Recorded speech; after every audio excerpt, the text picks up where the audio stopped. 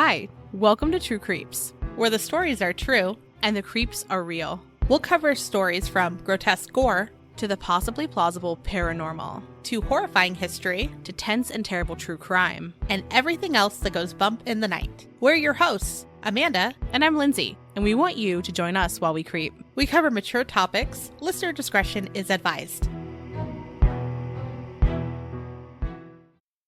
Hey everybody! Today we're going to be talking about the Chupacabra, and I'm so excited. Something we've been waiting to talk about. Yes, I definitely thought that when we talked about Chupacabra, there would be other cryptids that we talked about at the same time, because I didn't realize just how much Chupacabra information and content existed. There's a lot. So we're going to have a full episode just on Chupacabra. I think that sounds great. We're going to do it. I'm excited. We're going to do it. When I think of cryptids, Chupacabra is one of the ones that immediately comes to mind, which is kind of interesting because when you compare it to other cryptids that exist, it's relatively fresher, if you will. Yeah. The 1900s are the first time you're hearing about it. Most sightings are 1990s and on, which I was like, oh, I thought this was way older than that. Same. Yeah. And so we're going to talk about sightings, as always, theories. And then there's some some of the theories have some interesting other ancillary information that we'll talk about. But first, let's talk about how the Chupacabra got its name. So Chupacabra is derived from two words, and that's chupar and cabra. So it's to suck and then goat. So it's a goat sucker. And that's because initial reports blame Chupacabras for draining the blood of goats and other domesticated animals. And different than other predators, the rest of the animal wasn't consumed. It was just the blood. So that's what was kind of a little strange to people as they were finding these animals. Not surprisingly, in the initial reports, there weren't many specimens found. Over the years, things that people have thought were chupacabras have been found, and we'll talk about that later. But there's been so many sightings. So let's get into what the chupacabra looks like. There's early reports, and then there's later. The early reports are pretty similar. It's bipedal, so it stands up straight. It has huge red eyes, and then it looked like a, quote, reptilian kangaroo. I love that. As we were taking notes, I wrote, this feels like an awfully specific descriptor. What's interesting is that this is not necessarily a unique description for a creature. We'll get into that later, too, of why, this particular type of way of describing it may have happened. Yeah. I mean, I love it. I want a shirt that says reptilian kangaroo. I know, I'd be like, thank you. Yeah. So let's talk about some of the later descriptors. Later, the Chupacabra was described as being around 5 feet or under, so short, but stood on 4 feet, looked like a dog, only hairless, panther-like with a long snake tongue and red eyes. He had an elongated jaw, an oval head, small slit-like mouth, Lindsay's favorite. I don't understand. It's my favorite to be uncomfortable with. I just categorically do not understand why people insist on using the word slit. It's just not necessary. Okay, yeah. Pointed ears, coarse hair, black hair, but then also hairless, so I don't know. Hair that can change color, tail with spikes. Now it's just a Pokemon. No tail at all. 3-clawed fingered hands, and also part insect. These don't sound like the same thing. This sounds like a lot of varied descriptions. It doesn't really make a lot of sense. Which you know what that makes me think of? What? Jersey Devil. In the time period where Jersey Devil sightings were really prevalent, anything that people saw that was abnormal, they were like, well, that's the Jersey Devil. Clearly. That's the only mystical creature that exists, or the only cryptid. So, I saw a weird thing, it's the Jersey Devil. So, that's what this makes me think of. Yeah, pretty much. So there's some other characteristics as well. It's been seen at night and in the daytime. People have reported a sulfur-like smell wherever it goes, as other cryptids, right? Some say that they have learned to become undetectable. Interesting. That's a very specific allegation. I want to learn that. How do I learn that? Don't perceive me. No one perceive me. And then also, this one's fun. The spikes or structures on their back can become wings. Convenient. Cool. Convenient. And the Chupacabra also is said to live beneath the soil in cave-like structures. And he was previously called El Vampiro de Mocha. So we're going to talk for quite a bit about sightings, but we need to start with the first sighting. And sources vary pretty widely on when this first sighting was. Some say as early as the 1920s or the 1970s, while others say that it was as late as 1995. But I think what's interesting is that when you're looking at pre-1995 reports, it is not standard Chupacabra behavior that you were expecting, right? Where you find an animal with puncture wounds that is dead and it doesn't have blood. So we're going to go chronologically, but we'll point out when we think that it was the real true first Chupacabra report, if you will. So in the 1970s in South Texas, in Rio Grande Valley, cattle were found mutilated and they didn't have any blood left. So it's unclear whether they didn't have blood because they were mutilated and they bled out, or whether the blood was drank. And also in the 1970s in Brownsville, Texas, a rancher found one of his bulls dead, and they also attributed that to the Chupacabra. The first classic report, as we'll call it, is from Orocovis, Puerto Rico, and it's from March 11th of 1995. And what happened was a farmer found 8 of his sheep dead, and they all had either strange marks or puncture holes in their chest, and they'd all been completely drained of blood, which sounds like it would be scary. That is weird. Yeah, we aren't going to touch too much on this, but I think it's important to note that we have animals that we love and are domesticated, like our dogs and our cats, but they aren't necessarily like, I love them, they are my family, I never want to lose them. But there's also animals that are vital to your livelihood and your family's ability to eat. And a lot of time, those are the animals that are being taken. So there's a huge economic toll when there's massive amounts of livestock that are killed. Yeah. And we'll get into really high numbers that would be like economically devastating to an area. So most of the sightings that we're going to talk about are in 1995 and 1996, which feels so like stereotypically cryptid, right? Because when we talk about Mothman and Point Pleasant, it kind of centers around a short geographic period. Yeah. We aren't going to talk about every single Chupacabra sighting. We're going to talk about some of the ones that we found that we thought were interesting. So other sightings in 1995, most of these were in Puerto Rico, except for one, and we'll point out when we get there. From August to November, there were 35 distinct sightings or reports of dead animals that were attributed to the Chupacabra. And so we're going to talk about a few of those. So starting in August in Canovanas, there was 150 animals that were found dead, and their deaths were attributed to the Chupacabra. Then, in total throughout the 90s, 15 more residents of Canovanas shared their sightings publicly. One of those sightings was from a 25-year-old college student named Michael Negron. And when talking about the sighting, he said, I was looking off the balcony one night and I saw it step out of a bright light in the backyard. It was 3 or 4 feet tall with skin like that of a dinosaur. It had bright red eyes the size of a hen's egg, long fangs, and multicolored spikes down its head and back. That is a new unit of measurement. Okay, very specific. Eyes the size of hen's eggs. But it doesn't paint a picture, though? It does. Egg-shaped eyes, which, I mean, that's pretty fucking big. He went on to say that the creature drained their family's goat. So then Madeline Tolentino and a few of her neighbors reported seeing the Chupacabra strolling down the street at 3 p.m., middle of the fucking day. Casually. And when people approached it, it scampered away. And she describes the way it ran as like a fantastic speed. So naturally, Madeline sketched it out, and that sketch ran in local newspapers. It's from here that more people start to have sightings, and like they kind of start to line up a little bit more with being kind of similar. We'll talk more about like, did that influence what people were seeing, or were they treating this like the Jersey Devil, where they're like, we've got a weird thing in this area. It's the Chupacabra. So then a few months later in November, dozens of turkeys, goats, dogs, cats, rabbits, cows, and horses are found dead, and their deaths are also attributed to the Chupacabra. And then in Caguas, some reported that the Chupacabra ripped open a bedroom window, annihilated a teddy bear, and then left, which seems very random. Right? Out of the norm. On its way out, though, it left a bit of slime and a chunk of rancid white meat on the windowsill. Just a little treat for later. All right, is it a cat now? Like, I don't know about the slime, but like leaving weird shit in the window. I don't know. Just bizarre. Yeah.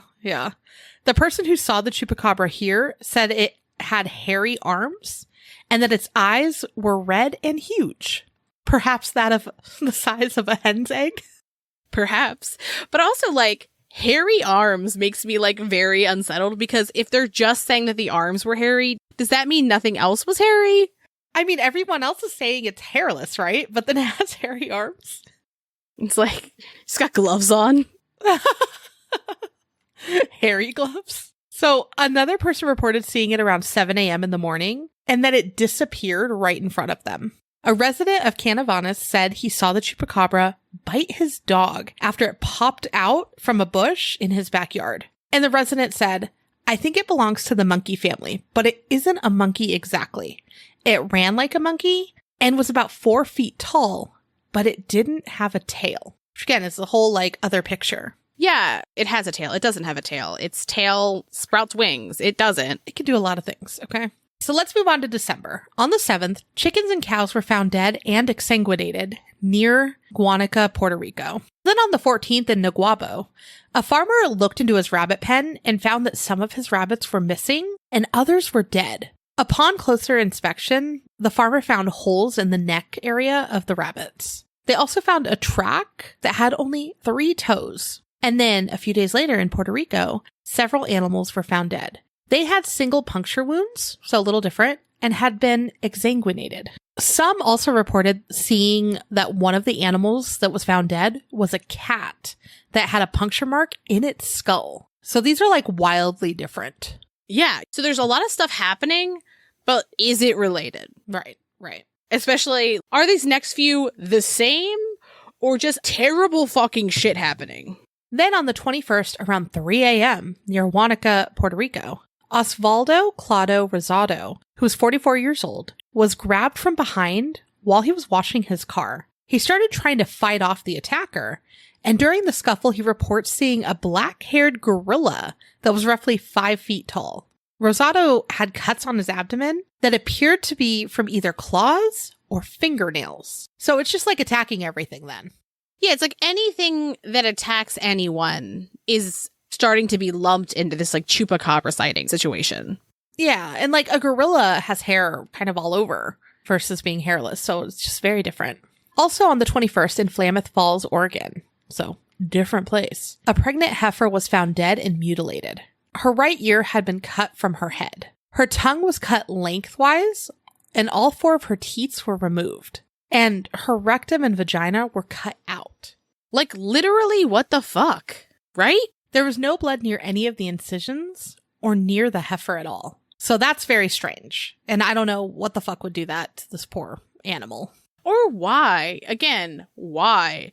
And it's when we get to this type of report that one theory in particular makes me go, like, fucking maybe, because... like, I hope that humans aren't doing this. Right, right. And then a few days later on the 26th, in the early morning hours in Torrecillas, Baja, Puerto Rico, a woman reported hearing strange noises in her house. Her dog was barking, and she found her cat had been killed. The cat's genitals were removed. She also found that 2 of her hens had their throats slit. There were also ducks and rabbits found dead in their cages. And that's really bizarre that they'd still be inside their cages, right? Had something opened it? Yes. I don't know. Whatever this is sucks. Right? Like, these, like, last few really fucked me up. Like, I'm like, what? What? Yeah, yeah.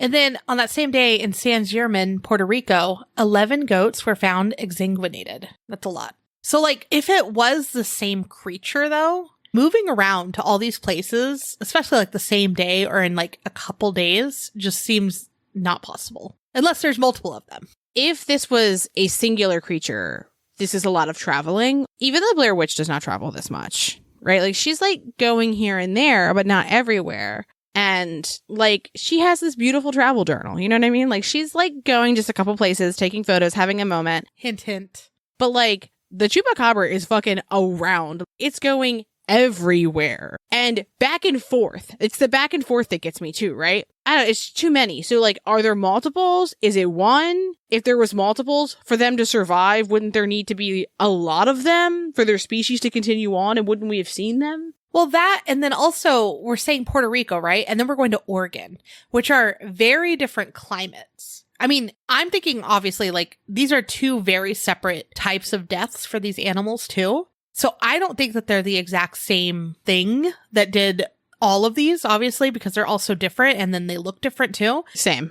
But I'm just thinking, like, if they are saying this is the Chupacabra that did it in these 2 areas, whether there's only one or there's multiple, those are entirely different climates. So if it can, like, flourish in one, I highly doubt it would be okay in the other. Unless in addition to its hair changing color, it could like change its hair length. Like maybe it's bald. Now it has long hair, just like at will. I guess. And then like traveling back and forth too. It just doesn't make a lot of sense. Teleports. Oh, okay. I mean, maybe. Adding new lore, you know? Sure. Yeah. So, okay, now we've finished 1995. That was all in 1 year, which feels like a lot.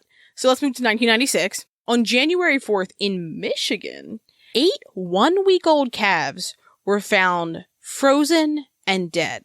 Like, it's Michigan, though, in January. They had also been skinned. Okay. That's where it gets weird. Yeah, no, they're frozen because it's January. That's not weird. But for them to have completely been frozen through, they would have had to been dead for like a minute. That's kind of weird. It depends on the temperature. But so they were also skinned? Feels fucking weird. That does feel weird and very different. Yes. Then 3 days later, also in Michigan, a 1-week-old calf was found dead and mutilated, and it also had its right ear removed.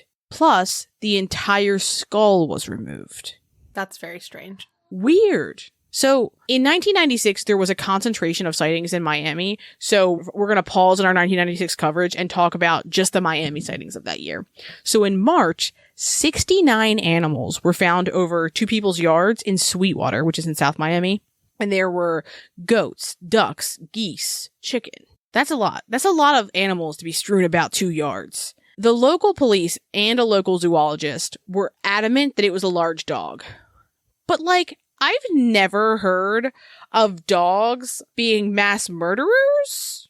So yes to like ducks and geese. I don't know about goats. That's pretty big, right? For the birds, though, like I live in an area where we have horse property very close. And a lot of those people have ducks, geese, chickens, all kinds of stuff. And there is a dog that frequently gets out of his yard and he completely takes out their flock. So everyone really dislikes this dog's owner. They blame the dog. I don't. I think it's the owner being bad. But it has taken out a shit ton of animals in one night. I mean, okay. I see the birds, but I don't see like a bunch of goats too. Because that would just take a long time. If there's, 69 animals. Again, if it was mainly ducks, geese, and chickens, perhaps. I would also point out that the information that we found said 2 yards, right? It didn't say property. And when I think yard, I think residential, not necessarily farm. If this was happening in your backyard, you would fucking hear it. Like if it was a dog. So the local zoologist is Ron McGill, and he said that the puncture wounds resembled dog canine punctures, and that he tried to tell local residents this, but they were not willing to entertain big dog theory. So the zoologist also pointed out that the animals were not exsanguinated. And so basically what he did was like he took a knife and he cut one of the carotid arteries of one of the animals that was already dead, and blood spilled out. So if they were exsanguinated, that obviously wouldn't have happened. They found dog hair on the scene, and that there was a space under the fence where the dirt had been dug up, like a dog had crawled underneath. He also pointed out that the animals weren't eaten because dogs, quote, kill for fun. Again, I was like, what? But from your story, okay. I just like, I guess I don't think of like wild dogs, you know what I mean? Or dogs that are like doing that. If they have a high prey drive, it is very possible. That's interesting. Some of these things, I'm like, that's not a big dog. Like, a big dog didn't surgically remove a cow rectum. You know, like, no. Right. Per McGill, he said that the media attention expanded after an elderly woman recounted seeing the creature stand on its hind legs and glare at her with red eyes.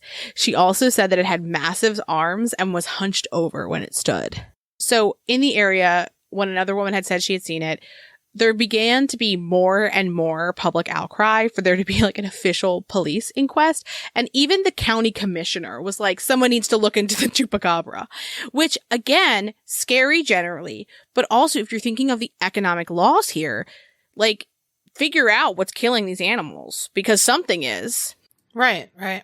Around Miami, a farmer found 6 different animals on his farm completely exsanguinated. So another woman, also in South Florida, said that she saw 2 creatures fly down from the sky and kill her animals. She said that they had large black eyes, massive wings, and thorn-like features on its tail, and that it also had like a hook on the end of its tail. She said the creatures snatched her animals up and drained their blood. How fucking scary is that? I would be freaking the fuck out. I'd be fighting some weird creature. I don't know. Like, I think that I would just be, like, shocked, right? Because the way that she described it is that they kind of, like, dove down. Mm-hmm. And I'm like, oh, goodness. You know what's sad? In this area, because, fucking hell, we have large enough birds that can pick up the puppy. Yes, you've told me that, and that scares me. So we have to be very careful when we take him outside because shit might come down, swoop down, and eat him. Have you seen the collars that have like the coyote-proof collars? Yes. The big spikes?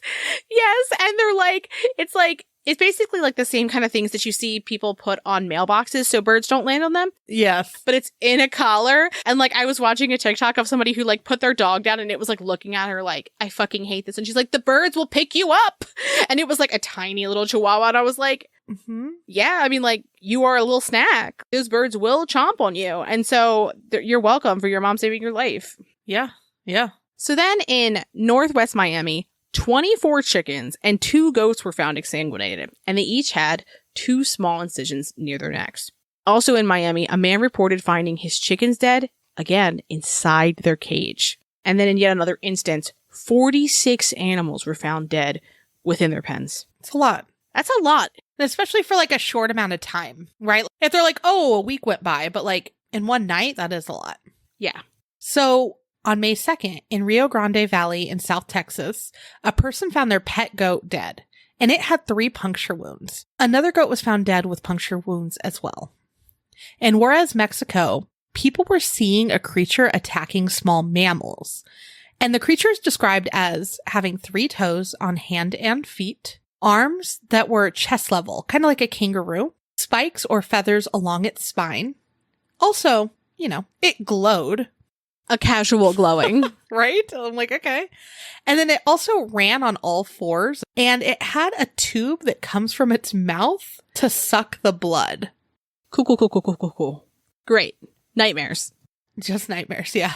Now, on May 3rd, there are reports of 7 different places in Mexico where Chupacabra were sighted and where livestock or smaller mammals were found dead. And then a little bit later on the 9th, the Espinosa family reported that when they opened their front door, they saw a 3 to 4 foot tall creature, and it was standing, just chilling there, with scaly skin, red eyes, and a row of spikes from its spine.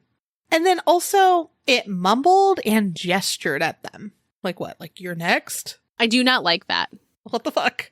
It makes me think of someone like being like, like they're annoyed. Like, what are you looking at?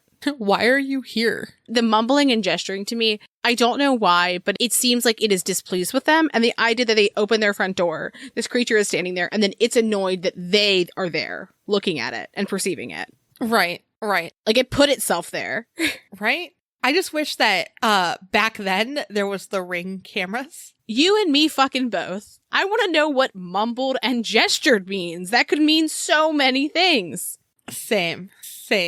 And I sent Lindsay a picture, like a week or 2 ago, of a really weird ring still that we got from our camera of a demon. If you do have a really interesting ring story, we clearly want to hear about it. You fucking know we do. So back to Chupacabra. On May 12th, 28 dead rams were found with puncture marks in Chiapas, Mexico. And those are pretty big. Yeah. So that's frightening. And they have the horns so they could fight, theoretically.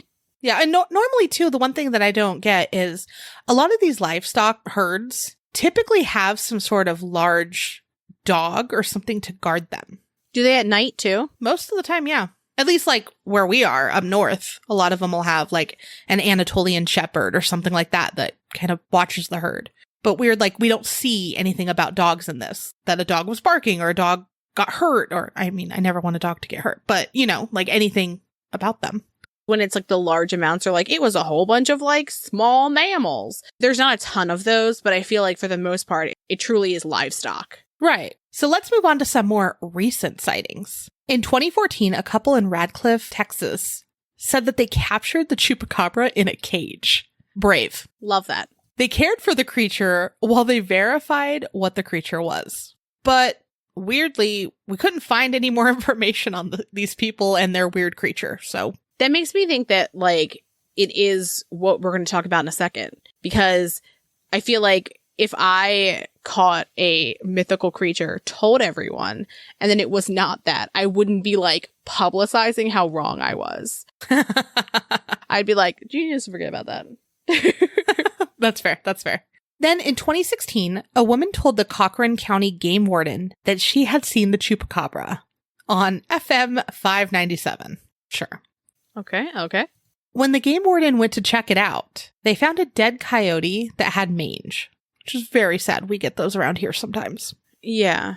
There are other instances where folks have reported seeing a Chupacabra and ended up being a dog, a coyote, or a mix of the two, and usually with mange. A representative from the Texas Parks and Wildlife District shared that game wardens get multiple calls every year from people reporting that they saw a Chupacabra running across their yard. And again, typically it's a coyote with mange.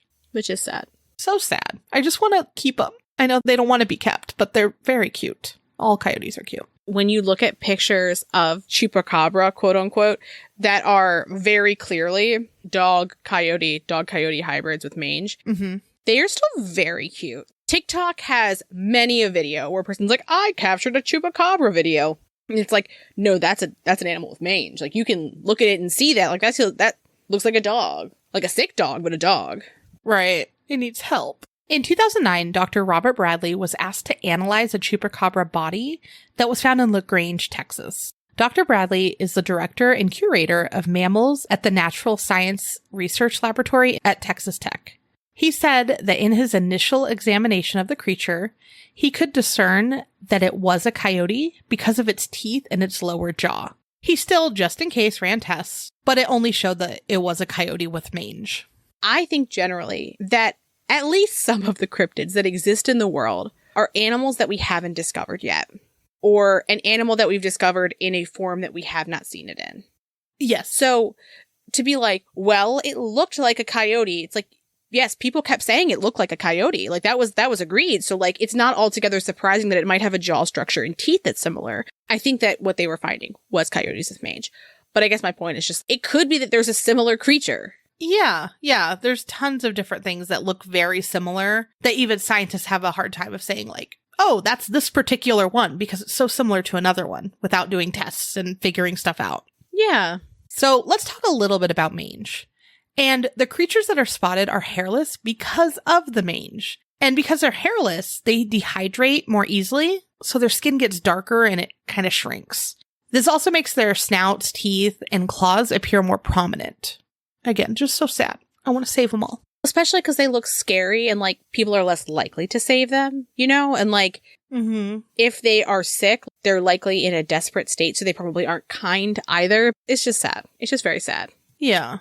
And it's speculated that they were attacking livestock because they were too ill from the mange to hunt their typical prey, which again makes sense. Yeah.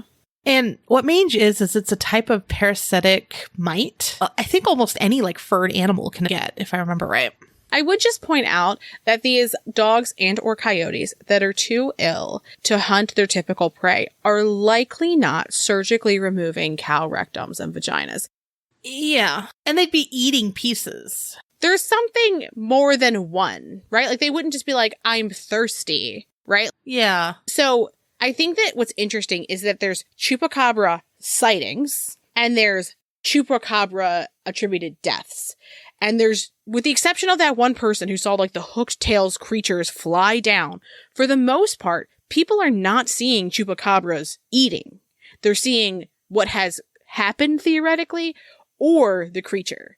And the people who are describing the dog-like creatures are not the people who are seeing it. Person who saw one in the act of eating did not describe a dog-like creature. Exactly. They're describing some other fucked up thing with like a tube. Yeah. So in 2021, someone called the Clarks River National Wildlife Reserve in Kentucky and told one of the employees, Stacy Hayden, quote, "I'm not sure if anyone has reported it yet, but I found the Chupacabra. It's on the side of the highway dead." So Hayden's like, let's go check this out. As one would. And, right, when Hayden went to investigate, they found that it was just a fox with mange. So we're seeing a pattern here. Yeah, I'm always fascinated by where people's brains go by default. The idea that you see a creature dead on the side of the road that looks strange and you go, that's a Chupacabra. Foxes aren't that big. They're relatively small. Most Chupacabra sightings and descriptions are way bigger than a fox, like twice the size. Agreed. Especially if a sick fox, it would be even tinier. Yeah, at least every fox I've ever seen, they're pretty tiny. They're not giant. So during the height of the sightings, folks were trying to find the Chupacabra, clearly. Jose Quimo Soto was the mayor of a town in Puerto Rico, Canavanes, where there were 100 animals allegedly killed by the Chupacabra. So on a popular Spanish language talk show called Christina, Soto told viewers, whatever it is, it's highly intelligent. Today, it is attacking animals, but tomorrow, it may attack people. Gasp. That would freak me the fuck out. That's terrifying. Yeah, I'd be like, okay, what is it? So Soto used to be a police detective. And in Canavanes, people called him Chemo Jones, like Indiana Jones. And he would use goats in cages as bait to try to catch the Chupacabra in his weekly monster hunts. That poor goat. Get like a fake goat. I think it might know the difference between a goat and a fake goat. Even though it killed that fucking teddy bear. You know what I mean? Like, maybe it doesn't. Right. I mean, put a teddy bear in there then. Come on. So volunteers in Soto would search the area surrounding the town to see if they could find the Chupacabra. We're also going to talk about another group in a little bit that also looked for the Chupacabra. There's several of these groups out there. So we're going to move into some theories. But first, I just want to bring up a quick little conspiracy here. Some believe that both the U.S. government and the Puerto Rican government have captured at least 2 Chupacabras. If the government has found cryptids or mythical creatures or aliens, like, they're not going to fucking tell us. So I wouldn't be surprised by this, you know? Well, they're kind of telling us some things now. Yeah, like now, but not right when things are happening, right? It's decades later after there's fucking whistleblowers and they're like in front of like congressional panels and shit. And like, by the way, I don't know if anybody else watched the whistleblower fucking congressional hearings, but when I tell you I have not had a fucking decent night's rest since, I fucking mean it. Because the shit they were saying, I was like, I'm sorry, what? And I saw 0 fucking news stations talking about what they actually said, which blew my fucking mind because I was like, this guy literally just said that they have spacecrafts. This man is a fucking like commander, colonel, something very important up and is describing fucking aircrafts. Another guy's like, yeah, I know people who were like hurt because someone, quote, quote, was trying to keep UFOs a secret. Blew my fucking mind. She's all over the place. I'm moving my hands a lot because like that shit fucks me up. Aliens really, really scare me. I was like, oh, okay, cool. I mean, I literally I was like, okay, it's my lunch break. Like, I'm going to watch this thing. And like, I paused it and I like called my dad and I called Ben and I called my brother and I was like, I'm really stressed out. Like, let me tell you what they just said. And I'm like sending people clips of it. I'm like, I'm fucked up. Are you fucked up? Are we worried? Are we stressed? And no one seems to give like, I mean, there's so many things on fire that like, what are we going to do about aliens? Like just another fucking thing. But I mean, you can hear it in my voice that I'm like, ugh. I've been holding that in for a minute. I was just like, obviously. Like, obviously. Like, we're not the only ones here. Yeah, I mean... So, like, it wasn't like a big... It's not that I thought that we were the only ones here. It's that when someone tells you the thing you're afraid of is real, for surezies, you're like, I wish I could have just, like, had a little bit of, like, joyful doubt. I guess. So what you're saying then is like in like 10 years, are we going to have a big thing about chupacabras and they'll be like, yes, we do have them. They're in a facility. Maybe.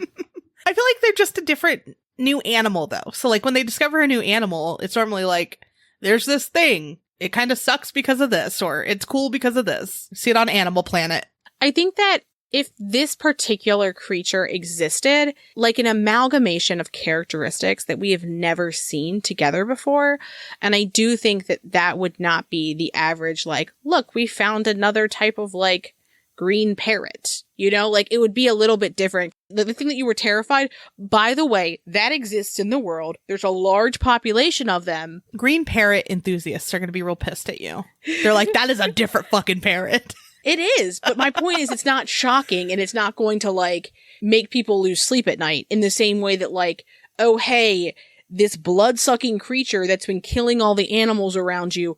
By the way, that definitely exists. And if they've caught 2, that means there's at least 2. And if it's a new animal, it means that there's enough of that animal for them to continue to exist.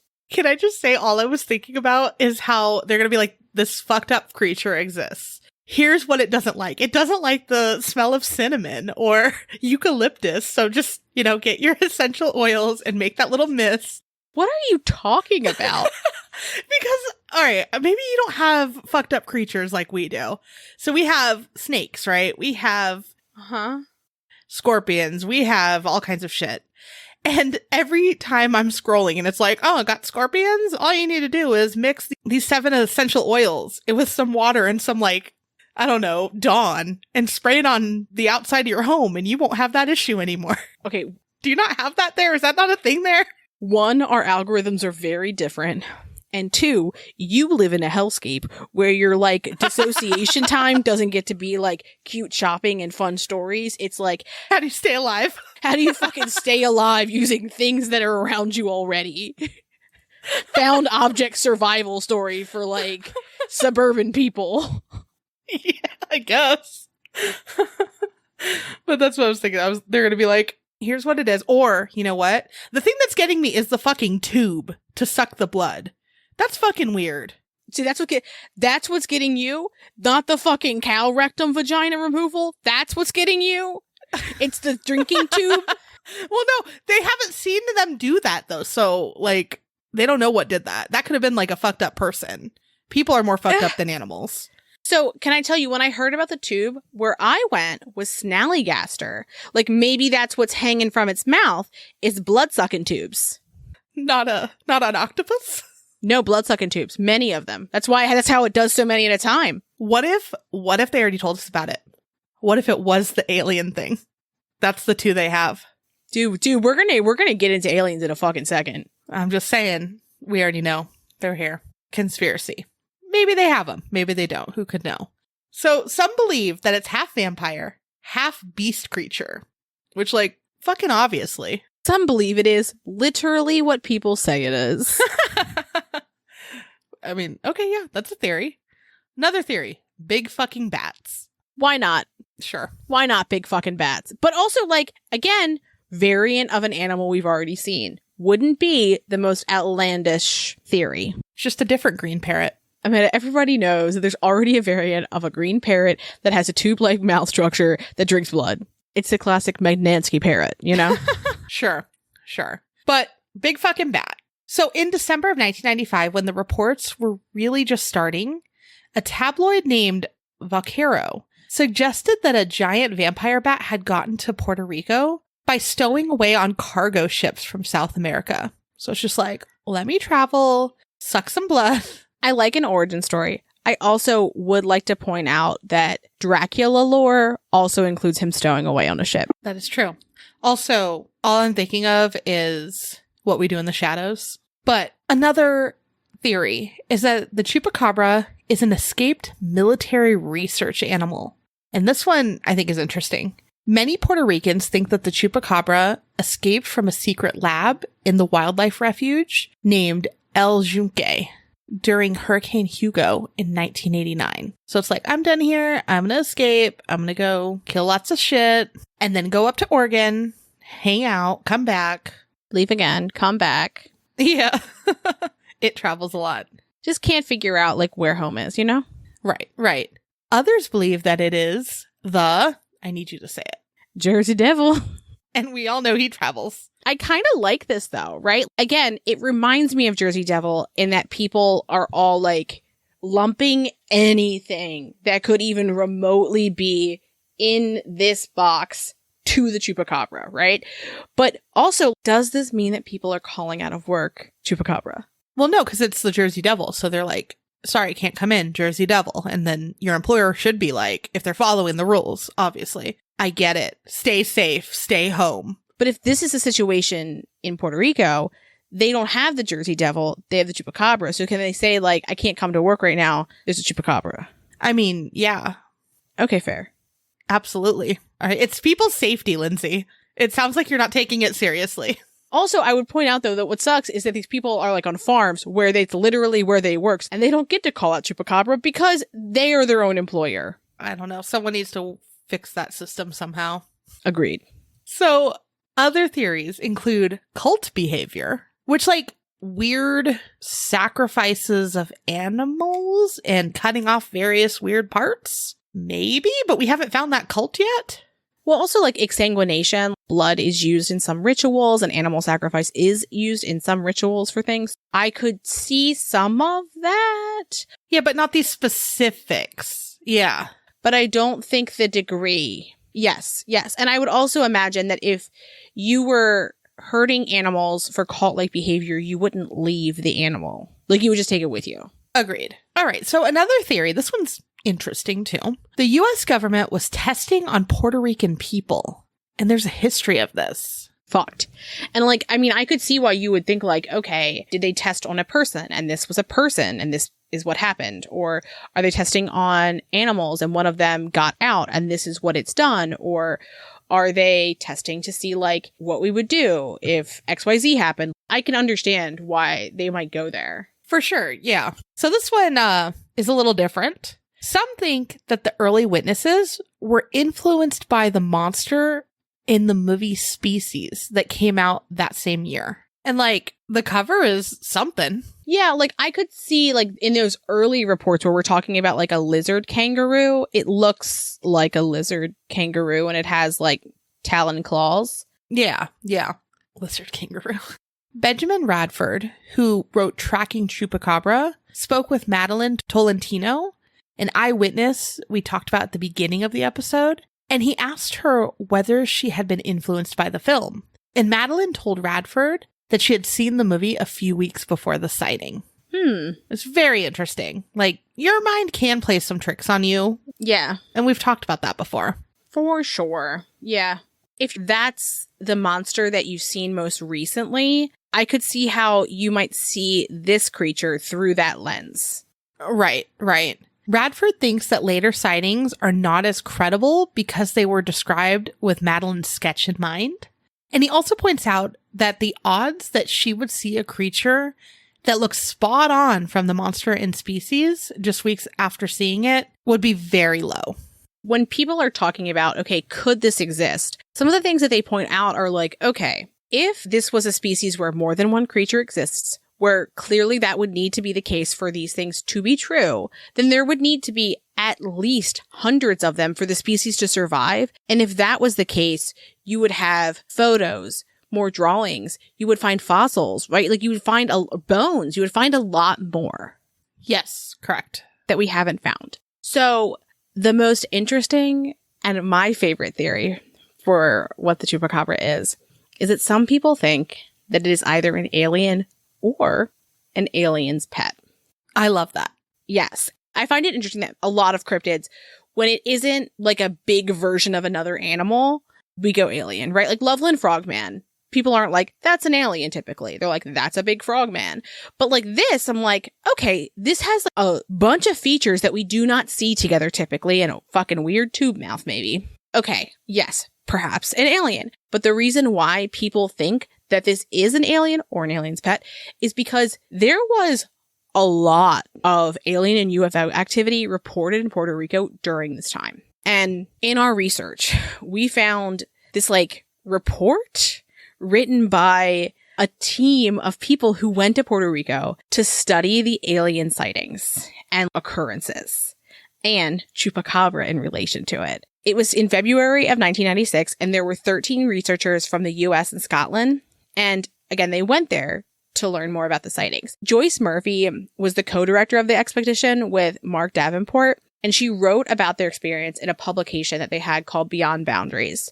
When I tell you, I became mildly obsessed with Joyce, I truly did. Out of the blue, I was like, Amanda, if this is not my obituary one day, I do not fucking want it. She looked like a fun lady. She seemed like an amazing human.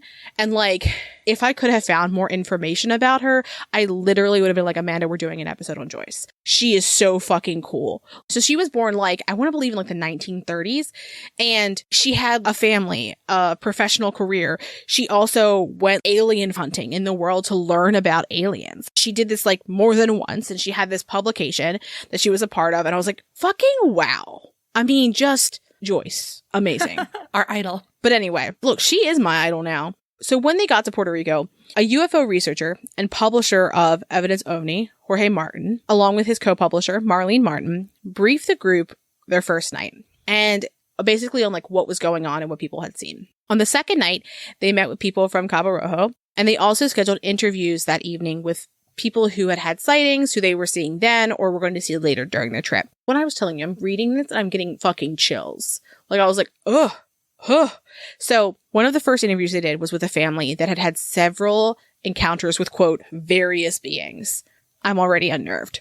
The matriarch of the family, we don't have a name for her, so we will call her the matriarch, which, I mean, amazing, right? But Joyce recounts that the matriarch of the family they were interviewing gave members of the expedition gifts that, quote, aliens told the matriarch that we would have need for. Okay. I read that and I was like, what? That doesn't make, like, I don't understand, like, what they're trying to tell me here. Yeah. And then they gave two examples. The first was one of the people, before they had met the matriarch, had lost their sunglasses. So the matriarch's like, oh, here you go, Stuart. Here's a pair of sunglasses. You need these, right? There's no reason for her to know this. Yeah. They also happen to look exactly the fucking same as the ones he lost. Weird. Okay. Then the matriarch's like, oh, Mark, you're going to go ahead and need some magnets. So she gives him a set of magnets. Later on, they use those magnets to illustrate and like map a magnetic field. How the fuck would she know that? Fucking weird.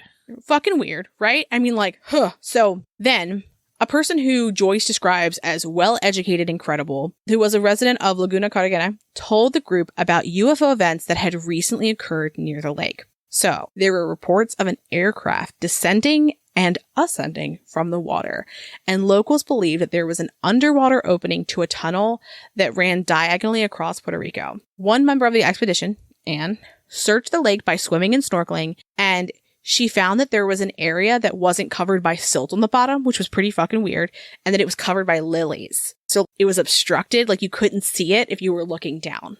That's strange. Mm-hmm. And they believe that that's where the opening to the tunnel was. So in another area, Combate Beach, there was also another portal suspected. And a previous expedition called a, quote, redshift effect, but they couldn't find a similar effect this time, which is apparently a Doppler effect. But this time they couldn't get it again. This next part, I cannot understand why this would be the case. A rock that was close by to where they had had that redshift effect, where they were searching again, there was a rock near it that was magnetic. And the family that we mentioned earlier with the matriarch, members of the family were fishing near that rock. And when they were transported 20 years in the past for a brief period of time in the same location. Ooh, that's really weird. That's really fucking weird. And then so, for whatever reason, comes back to present, because they're in the same physical place, right? So moves back to present. When they get home, they find chips of that particular rock on the floor, and they start moving on their own. Do you have chills? How did they know that they were 20 years in the past? So I couldn't find more on that, but I would assume it was because like the way that the lake would be built up, or like the way it would have looked. Interesting. Because there was a dock that had been built at one point. So I'm assuming that the dock wasn't there. That makes sense. So the group also met with a woman who had frequent contact with the, quote, beings. And to protect her identity, they gave her a different name, which was Sally. And like, fucking buckle in. Because Sally's experience is fucking wild. She claims that when she was 7 months pregnant with twins, one of her twin boys was taken by aliens in utero. She said that since then, she and her husband have been able to visit their son on the alien craft regularly, and that he has a good relationship with both his natural parents and his alien parents. And so, like, we're pausing, we're taking it in. What? What? So Like, can you imagine me like Chupacabra research? And then I fucking stumble upon this and I'm like, tell me fucking everything, please. So Sally says that she can contact the aliens at any time. And at one point, her father was dying of abdominal cancer. And he was literally on his deathbed, like about to die, like very advanced. And she asked the aliens to heal him. Per Sally, that night, they posed as doctors, came to the hospital, and she observed them treating him in ways that seemed completely foreign. Like, it was not like anything she'd ever seen. The next morning, he was completely fine. And later, his physician ran tests and he's, met with his oncologist, and he was completely cancer-free. That's really cool. That's really fucking cool. I mean, you have to give them one of your children, I guess, to get this relationship, but... So Mark had a Gauss meter on him that when they went into Sally's living room, it immediately started going off, which, like, spoiler alert, it's a magnetic fucking area, so that's why it's going off. Mark used the magnets that the matriarch had provided him to determine the boundaries of the magnetic field that was in the room, and it was like a perfect octagon in the center of her living room floor. They told Sally this, and she was like, oh yeah, that's where the aliens, like, materialize and dematerialize. Like, they come and talk to me. And I was like, no big deal. NBD. Okay. Moving on from Sally, the group speculated that where that portal may have been under the lilies may have been directly beneath a large surveillance blimp that was called an aerostat.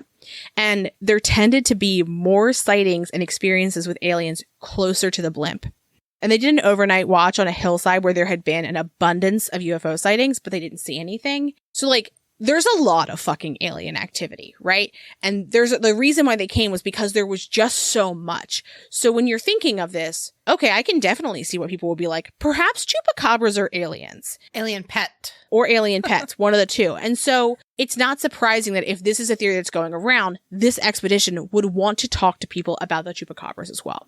Right, that makes sense. So while the group was in town, Jose Quimo Soto met with them to discuss the chupacabras. Murphy said that they interviewed several people who had seen the chupacabra, one of which was a, quote, machete-wielding lady. And she took them to a place where she had personally seen the chupacabra multiple times.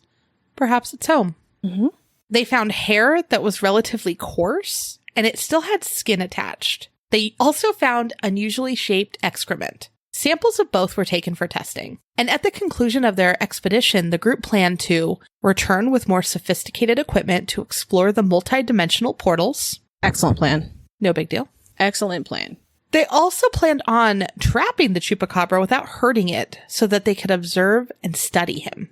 Okay, that's interesting. And we fell down a big rabbit hole trying to learn more about Joyce Murphy, who wrote this report. And as Lindsay said before, she was just the most impressive human. And at one point, she even reported seeing 6 small gray aliens huddled under a bed. And the homeowner ended up shooing them out of the house with a broom. Can I just tell you, what I see in my head is like Cinderella, and people are shooing like the little like Taylor mice out, but they're gray aliens. Like, that's the vibe that I see that entire. They're like, you don't belong here. Just go, go, go. Yeah. But also, like, that sounds very sad. Like 6 little aliens, like, huddled under a bed. That sounds like they're scared. Right? Yeah. But you would be terrified of them. Oh, screaming like you've never heard a person scream before. These poor little aliens. I mean, I wouldn't need the broom. They'd be like, we gotta get out of this crazy lady's house. I feel like your cats would eat them. No. No? I don't think they would, no. My cats wouldn't eat them, but they'd kill them and then play with their bodies. Oh, God. I think mine would be like, what are you? And would like turn their heads a lot, maybe bap them, but I don't think that they would like go for blood. Oh no, Loki's like from a horror movie when he finds things. Well, he's in Arizona. He simply must protect you.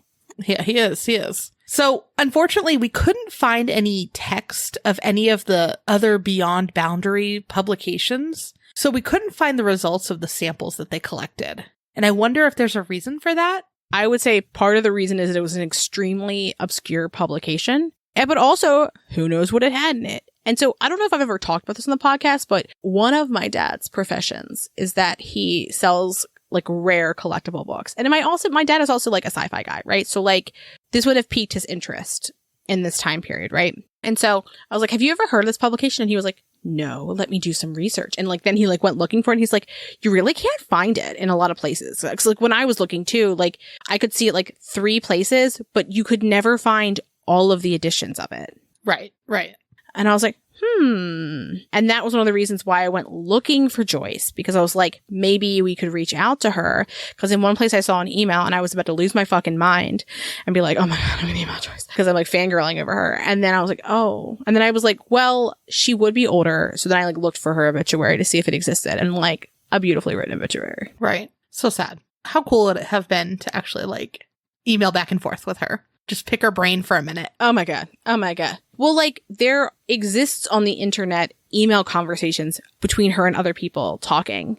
And I think that like Joyce would have loved the way the world exists to be able to disseminate information. Like I don't know her, but like considering that she was like, I want people to know about these fucking things. Like I think she would have been like, fuck yeah. Like, let me tell you everything. I think so too.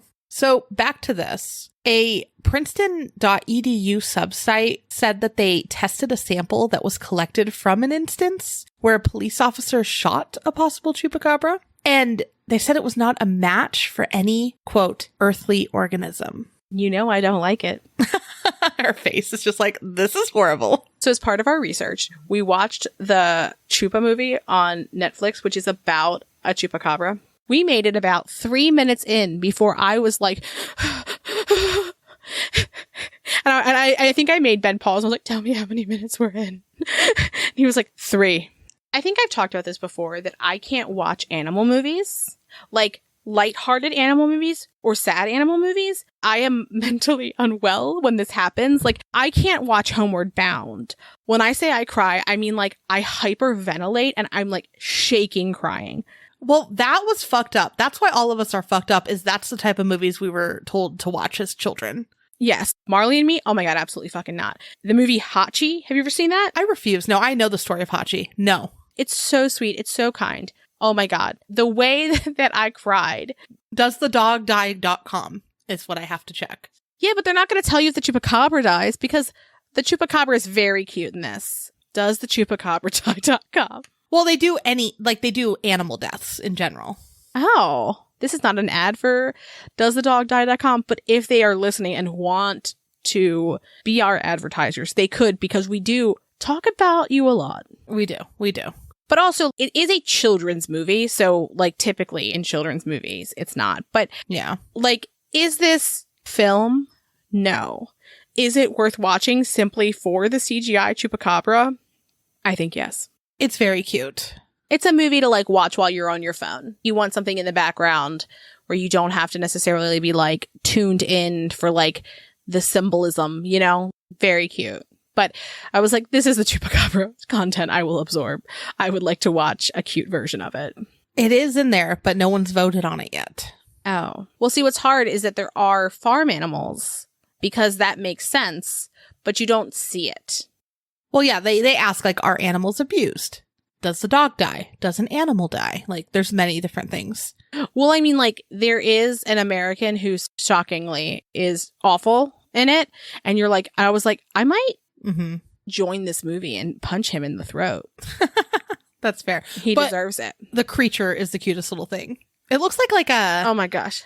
Catbird? I don't know. Kind of. He kind of looks like how griffins are portrayed a little bit, but incredibly fucking cute. Okay, so Amanda. Yes. Do you think the chupacabra exists? I think there's a creature that we don't know what it is, perhaps. But I think these like animal murders are something else. Or at least like what they're seeing, I think they're skewed a little bit. And for how horrific some of them seem to be killed, I feel like that's so different from like a lot of the other variations that it's not all the same creature. So like, is there a creature that we don't know that might be killing farm life? Probably, but I don't think it's responsible for all of these. I think some people are also responsible for some of it. What about you? Okay, so I think that there are multiple different creatures here. I think that we have too many varied accounts of what they look like and too many varied accounts of how the bodies are found for this to be one creature. It's too different. It's too different. And I think that there are at least 3 distinct creatures. I mean, that could be, yeah. Minimum. I mean, especially because the things that are happening up in Oregon, I don't think there's a Chupacabra. Like, that's something else. Whatever's happening in Michigan, that's not Chupacabra. Now, Miami, Puerto Rico. Yes, I think that these are comparable things, but I'm not convinced that all of the instances are the same. And I'm certainly not convinced that the reports that are before 1995 are Chupacabras, because they seem too far off. Yeah. And they're just too different. And I think that there's a creature that is exsanguinating livestock. There is something that is killing things in pens. There's whatever's doing those weird fucking incision things. Like, that's something else entirely. That's why I think that's a weird ass human. Maybe it's the same thing as the pens, but that's a whole different fucking thing. No, it could be a weird ass human, but I guess my thing is like, I don't know, I was going to say, like, take it with you. I was like, but a cow is really fucking big. But like, I'm not going to ask the question because I don't even want to know. I don't want to know why they need it. You know, like, I don't want to know why they need those pieces. The thing though that kind of did strike me a little strange was like the multiple instances of the right ear being removed. That was weird to me. Yeah, maybe. I mean, it's also that you have a 50-50 shot if they're trying to grab at something. Okay. My other point is that I think that whatever is draining the blood is not a dog with mange. I think people are seeing dogs with mange and saying those are chupacabras, and that's like one issue, and that chupacabras do not fucking look like a dog with mange. But people are like, this would make sense, and I'm like, no, these are two separate things. I don't even think that that creature could do these things, because the way those creatures look, even in desperation, is not like, I could kill a cow. I could kill a fucking ram. Like 9,000 rams. Yeah, I agree.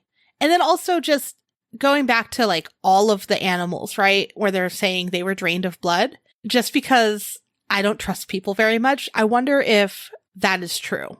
Like, did they just not see a bloody outcome? And they're like, they drained the blood. Or did they find the puncture marks and be like, oh, that's what it was doing. There's puncture marks. Maybe they were just, you know, emphasizing a strange fact that wasn't always true. That makes sense. If you had a dog that bit right in the right place, that one bite could have those puncture marks where you see them up top and maybe you don't see the other side of the jaw, right? Like, because it's like laying on its side and you're going like, oh, those puncture marks, it must have drank its blood, and maybe it wasn't completely exsanguinated. Right. Maybe there was some blood missing, or maybe they just saw puncture marks and went, oop, chupacabra. That's what I'm thinking. Yeah, they saw the puncture marks and they're like, oop, must be that.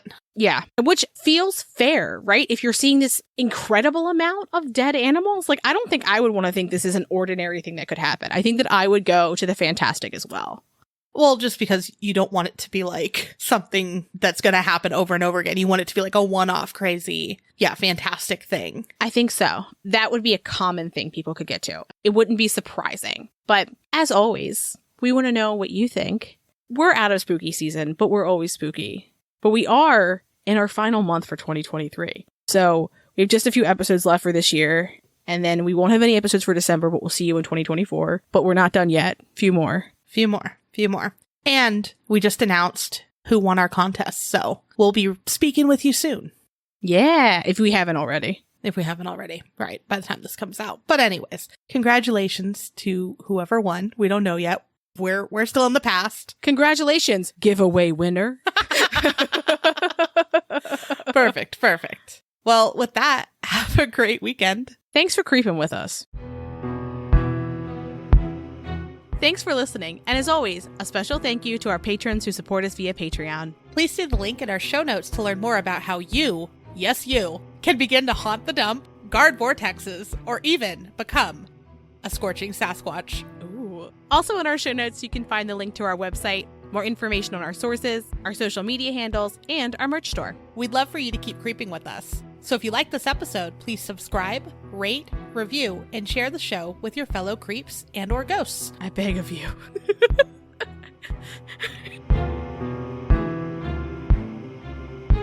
Let's talk about some of the theories of what they might be. Clearly, what some think is that it's a half vampire, half beach. Beach. Beach. It's a beach girl. Yeah. It wears like a little tiny bikini. and it has like now a Stanley full of goat blood. Some stickers. Like, drinks on the beach. But it uses its weird little, like, it doesn't have a straw. It puts its tube in the Stanley directly. I like that we both decided that it like has a spiral tongue. And a curly straw. It had a crazy, it like, not only did it use that tube as a straw, but it made its tube. It made its tube a crazy straw. We both started like motioning as like a spiral. Like, I don't know why we did that. That's so specific. It's got a little wide brim hat. Because that's clearly what it's doing, right? Yeah. Straw hat. Okay. Yeah. I need to stop. Okay, so we've talked about the conspiracy. Maybe the government has to, maybe they don't.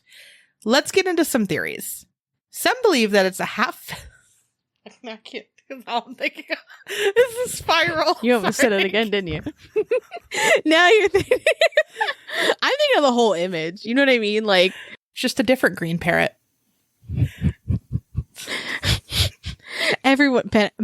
Amanda, everyone knows there's already a green animal. I'm fucking it up, but I'm going to say it eventually, and I'm excited for what I'm going to say. Amanda, everybody knows that there's already a variant of green I keep saying panda. Amanda, everybody knows that there's already a variant of a green parrot that has a tube-like mouth structure that drinks blood. It's the classic Magnansky parrot, you know? I sent Lindsay a picture, like a week or two ago, of a really weird ring still that we got from our camera of a demon / bird. I love weird, like, ring camera footage. Like, I have that, like, if you have a ring, there's like a section of the app that's like neighbors.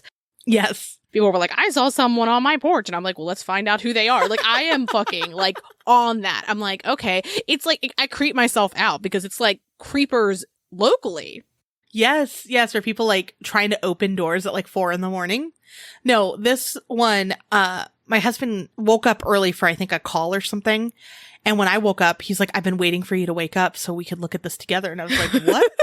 And he's like, there was a demon at our door this morning. And I was like, wait, first off, you're waiting. If there's like something weird at our door, like, shouldn't we already be in the process of figuring out what the fuck was at our door? Not like, there's a demon casually. Like, I waited for you. Amanda, he wanted you to be a part of this. And see, like, in my head, I'm like, I was like, oh, I love this. He was like a couple bonding moment. I woke up, I saw a demon, I let you rest because you needed your rest.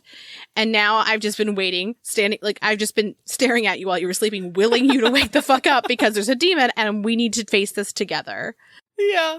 But I mean, looking at the still, because like, you know, your phone shows you a still and it's like, there's something at your door. And I'm like, I don't know what the fuck that is. But once reviewing the video, it was hilarious.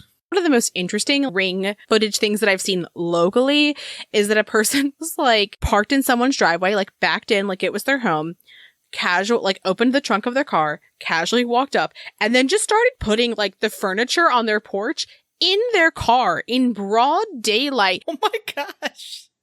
People are like walking down the street and like driving past. Life is existing and they're just like, I'm going to take this. And the person comes out and goes, what the fuck are you doing? And the person's like, ah! And like the person like chases them down and like takes the first chair out of their car. And the guy's like, oh, and like gets in his car and drives away.